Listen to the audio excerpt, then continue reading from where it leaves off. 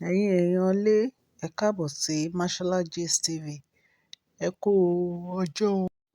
Happy Sunday to you all.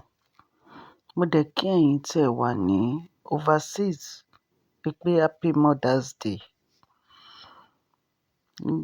Agbára Ọlọ́run, gbogbo wa la máa jẹun ọmọ o.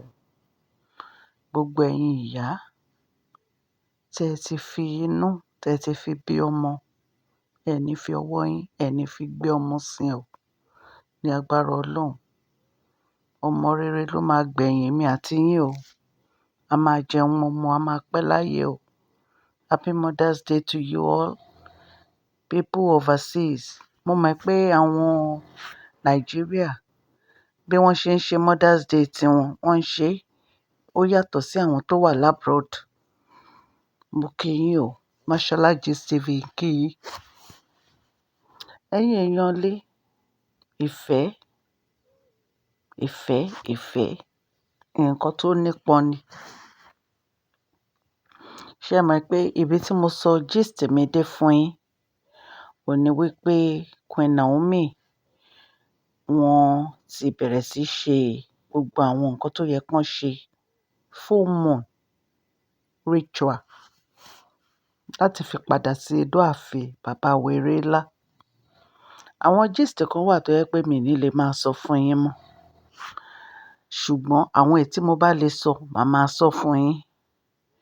Nítorí ẹni tí mò ń sọ gist ń pa ẹ̀, òun ni Queen Naomi. Ṣé ẹ mọ̀ pé a máa ń sọ fún yín pé a sí nínú ààfin bàbá Wérélá. A máa ń mú alleged gist wá. A à rí, ṣùgbọ́n a gbọ́. Ṣùgbọ́n àwọn nǹkan míì tá a gbọ́, mo lè má lè sọ. Nítorí pé mi ò feel pé ó wà important. Ṣùgbọ́n àwọn tó bá wà important, òun ni màá máa sọ fún yín. Màá máa mú gist bàbá wa Erinlá fún yín. Àwọn nǹkan tí a rí tó ń ṣẹlẹ̀ nínú ààfin lóòrèkóòrè. Màá máa sọ nípa Queen Naomi. Màá dẹ̀ máa sọ̀rọ̀ nípa Dr. Elizabeth. Àwọn tí mo fẹ́ máa sọ gist wọn nìyẹn. Ẹ̀yin èèyàn ilé. Lálákọ̀ọ́kọ́, mo kí gbogbo ẹ̀yin tí ẹ̀ ń ṣe ọjọ́ ìbí lénìí. Ẹ kú ọdún, ẹ kú ìyèdún. Èní ni May 11, 2025. Ẹ̀mí yín á ṣe ọ̀pọ̀lọpọ̀ ọdún láyé. Happy birthday to you, all the celebrants of today. Mo kí yín. Ẹ kú ìyèdún. Ẹ̀mí yín á ṣe púpọ̀ ọdún láyé o. Bí a ṣe gbọ́, wọ́n ní Queen Naomi, wọ́n náà ti ń prepare gbogbo àwọn nǹkan tó yẹ kán prepare láti padà wá sí inú ààfin. Recently la gbọ́ wípé àwọn family wọn, wọ́n ṣe meeting. Àwọn family àwọn Queen Naomi màmá wọn àti family àwọn bàbá Wérélá, wọ́n ní meeting pẹ̀lú bàbá Wérélá lórí ọ̀rọ̀ bí Queen Naomi ṣe máa padà wá sí inú ààfin náà ni. Ẹ mọ̀ wípé nǹkan tí ó so Queen Naomi àti kábíyèsí pọ̀, ó nípọn. Nǹkan tí mo dẹ̀ fi sọ pé ó nípọn ni pé Queen Naomi àwọn ni ìyàwó tó jẹ́ pé ó bí àrẹ̀mọ fún bàbá Wérélá. Ṣé ẹ rí àrẹ̀mọ tí Queen Naomi tó bí fún bàbá Wérélá yẹn? Òun ló jẹ́ kí ìfẹ́ àti ọ̀rọ̀ tí ó wà ní àárín wọn kó nípọn. Kò dẹ̀ ń ṣe nǹkan tó jẹ́ pé bàbá Wérélá wọ́n lè kọ ọ̀rọ̀ yìí sílẹ̀ báyẹn. So, nǹkan tí bàbá Wérélá fi ń ṣe gbogbo àwọn nǹkan tó yẹ kán ṣe ni so that ìyàwó wọn, Queen Naomi, wọ́n á lè padà wá sí inú ààfin. Wọ́n ní wọ́n ṣe meeting yẹn. Wọ́n ní meeting yẹn wá successful nítorí àwọn ẹbí tí wọ́n so àwọn méjèèjì pọ̀, wọ́n ní láti wà ní ibi tí wọ́n ti ń ṣe meeting.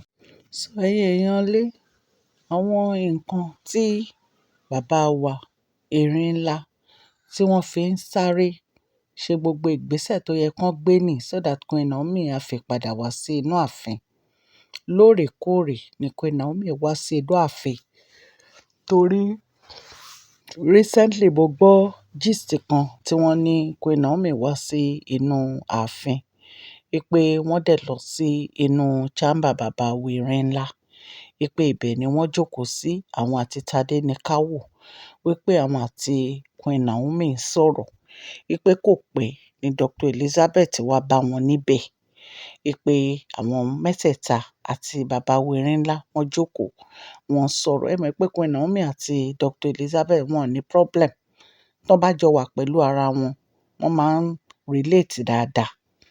So inú bàbá Wẹ̀rẹ̀ńlá dẹ̀ máa ń dùn tó bá ti rí àwọn méjèèjì yìí, ọkàn wọn máa ń balẹ̀, nítorí pé wọn ò fi, wọn ò fún bàbá Wẹ̀rẹ̀ńlá ní wàhálà rárá. Ìyàwó alálùbáríkà ni wọ́n. Lẹ́yìn èyí, lẹ́yìn ọjọ́ mẹ́ta yìí, Dr. Elizabeth ní a gbọ́ wípé bàbá Wẹ̀rẹ̀ńlá wọ́n gbé gbogbo àwọn iṣẹ́ inú ààfin lé lọ́wọ́. Ẹ mọ̀ pé àwọn náà wọ́n ń ṣe schedule tẹ́lẹ̀ lórí gbogbo activity palace. Yàtọ̀ sí yẹn, a gbọ́ wípé wọ́n fi ọ̀pá àṣẹ yèyélúà, wọ́n fi lé Dr. Elizabeth lọ́wọ́ títí di ìgbà tí Queen Naomi á fi padà sí inú ààfin. Bí a ṣe mọ̀, àtìgbà tí Dr. Elizabeth dé inú ààfin yẹn, àtìgbà yẹn ni wọ́n ti ń support kábíyèsí àti Queen Naomi, tí wọ́n dẹ̀ fẹ́ kí Queen Naomi padà wá sí inú palace. Ìgbà kan ni a gbọ́ tán ní Dr. Elizabeth pe Queen Naomi pé kí ló dé tí wọ́n fi nǹkan falẹ̀, wípé ìdùnnú àwọn ò ní pé kí wọ́n wá, kí wọ́n máa ṣiṣẹ́ wọn lọ, torí kò sí ẹni tí ó lè jókòó sí ipò wọn as the first wife ní inú ààfin yẹn. So gbogbo àwọn nǹkan tó yẹ kí wọ́n ṣe náà ṣe lórí ọ̀rọ̀ bí Queen Naomi bó ṣe máa padà wá sí inú ààfin, tí wọ́n dẹ̀ máa wá gba ààyè wọn, torí wọ́n ní kò sí èèyàn kankan tó lè gba ààyè wọn, nítorí àwọn ni wọ́n bí àrẹ̀mọ fún bàbá Wẹ̀rẹ̀ńlá. So Ọlọ́run Elédùmarè á wà pẹ̀lú Queen Naomi, á wà pẹ̀lú bàbá Wẹ̀rẹ̀ńlá. Gbogbo nǹkan tó bá dáwọ́lé á máa yọrí sí rere. Ọlọ́run á wà pẹ̀lú Dr. Elizabeth, nítorí pé èèyàn ni Dr. Elizabeth. Èèyàn tó ń ṣojú tó ń ṣẹ̀yìn, ẹ jẹ́ ká dúpẹ́ lọ́wọ́ ẹ̀, ẹ jẹ́ ká kí i. Mo dẹ̀ mọ̀ pé ní agbára Ọlọ́run, gbogbo nǹkan tí wọ́n bá dáwọ́lé báyìí, ní agbára Ọlọ́run, ayọ̀ ló máa já sí. Ọlọ́run á dùn Dr. Elizabeth náà nínú o, bó ṣe dúró ti Queen Naomi, tí wọ́n wà pẹ̀lú Queen Naomi, tí wọ́n ń ṣe gbogbo nǹkan tó yẹ kí wọ́n ṣe lórí ọ̀rọ̀ Queen Naomi. Ọlọ́run á bá wa ṣí wọn nínú. Àwọn náà wọ́n á fi inú ṣoyún, wọ́n á fẹ̀yìn gbọ́mọ pọ̀ ní àṣẹ Ọlọ́run. Àdúrà náà ni a máa gbà, nítorí pé àdúrà ló ń gbà, agbára kì í gbà. Ọjọ́ èní ó jẹ́ ọjọ́ tí a yà sí mímọ́ ní ìlú àwọn aláwọ̀ funfun. Torí àwọn Nàìjíríà ó dàbí ẹni pé wọ́n ti ṣe Mother's Day wọn, ṣùgbọ́n ní ìlú aláwọ̀ funfun, èní ni Mother's Day. Mo kí gbogbo ẹ̀yin abiyamọ, mo kí yín ní Happy Mother's Day. Ìdùnnú, ayọ̀, àlàáfíà ni ẹ máa fi ṣe gbogbo ìgbésí ayé yín. Àwọn ọmọ yín wọ́n á tọ́jú yín o. Àwọn ọmọ yín ò ní jẹ́ ọmọ tó yẹ pé ó máa dájú. Wọ́n máa tọ́jú yín tó yẹ pé ẹ̀yin gan inú yín máa dùn pé ẹ bímọ ni. Ìdùnnú, ayọ̀ lẹ fi máa lo gbogbo ayé yín o. Happy Mother's Day to you all. Ẹ̀yin èèyàn lé.